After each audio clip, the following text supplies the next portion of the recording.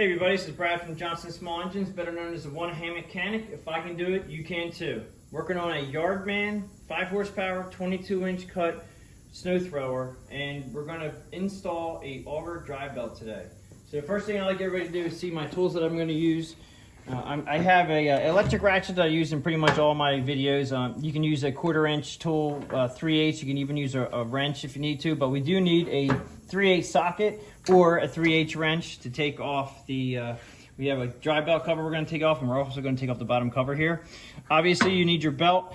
This particular model here, if you have the same exact model, this model number here is a 31AS611D129. I know these models change, the numbers change all the time, but we do have the drive belt, the Auger drive belt we have here we're going to replace. I have a hand clamp here to hold the handles down, and a flashlight if needed. We may or may not need this flashlight today. So the first thing I want to do is take off the top belt cover. So we're going to come around, and these are normally 10mm or 3/8. I'm going to use a 3/8 and take this one off, and the other side here.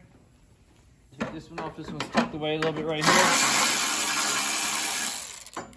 And the reason why we're doing this Auger belt today is that the belt has stretched to the point where the adjustment is not doing anything. And so we're going to do this belt right here. This is the Auger belt. So then we're going to we have to take off the bottom plate so I can show you a couple things under here. So the bottom plate here, and I have blocks of wood that I put the snowblower up onto so we can take this off. And I actually have a lift here that I'm going to probably raise up in a little bit here. But first thing, you got bolt here, one here, one here, one up here, and one up here. You want to take all these off. Try not to lose any of them. Take the ones up back here.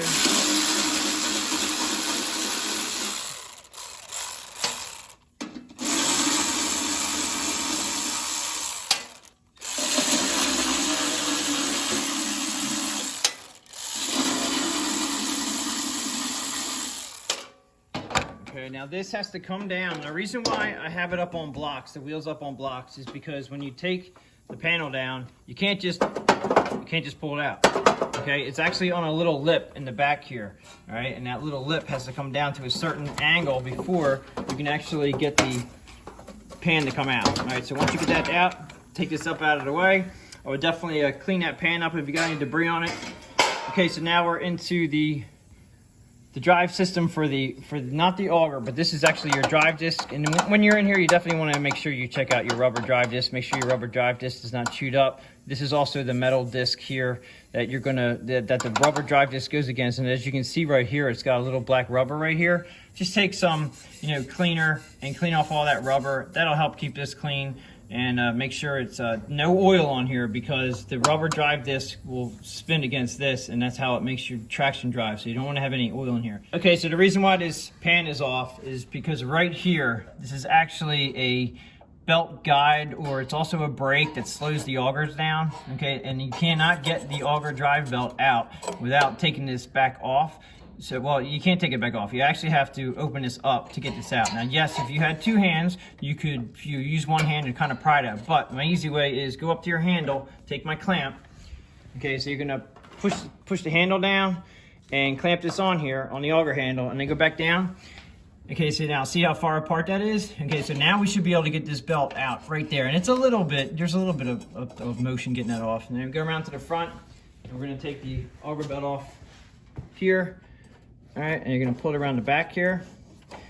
And having another thing we're gonna use a clamp for. Now, once you get this to this point, because this clamp is down on the Auger, which means that the Auger's engaged, this pulley here is sitting in real far, and it's not allowing it to come out. So at this point, you wanna take off the handle from your Auger. Take the clamp off from your handle, Auger handle. All right, so now it's up. That will allow that pulley to come back here. Okay, so now the pulley is back, and we can get this out of the way. All right, so at this point, way down inside, which you might not be able to see, is I want to get the flashlight out for this one. Down inside, there's a bolt right down there. And you would think that you'd be able to just pull this up out of there. And yes, sometimes you can, but as you can see, it's stuck on that bolt. All right, so now what you have to do now is take your same clamp, come over to the drive handle, put the drive handle down, and then clamp it down. Now what that's gonna do is it's gonna bring the drive plate, it's gonna push it back away from that nut, that bolt there, not the nut, the bolt. And then we should be able to wiggle this through, just like that. Okay, so once we have the belt out, here's the old belt. I always say, try to match up your new belt with the old belt just to make sure you're not way off adjustment. This one definitely is a little bit stretched to the old one that we had on there. So we're gonna put the new one on, and you're gonna go reverse on how you got it out. So we're gonna go through here. We're gonna try to feed it. Now the new belt may not have, it's gonna have more meat on it. So the new belt actually may, I try to turn them sideways a little bit to get them to go past the nut. Sometimes you can get them, sometimes you have to reach under and you can kind of pull through and see if you can wiggle it through there. This one has a little more meat on it, so it's being a little tricky. And also this is a rib belt. The smoother belts are a little bit easier to get in there, but you just wanna turn it sideways a tick to be able to get that. And you do have to kind of get your hands under there and maybe pull it from the bottom. I'm having a little bit of an issue here, but if I can get it sideways, I know I can get this through, which just takes a little bit of finagling to get them around there. Just like that. So turn it sideways. It was getting it sideways was a little bit tricky. All right, so then you want to put your belt around the bottom. Now we have to disengage the drive. Okay, up here we're going to disengage that one. We're going to re-engage the auger so we can get the bottom on. So we'll get the bottom here on. All right, and then I'm going to disengage the handle. Once this is on, sitting there, then you can let that handle go, and that'll actually clamp. See how it holds it tight in here? Then we can go around to the front.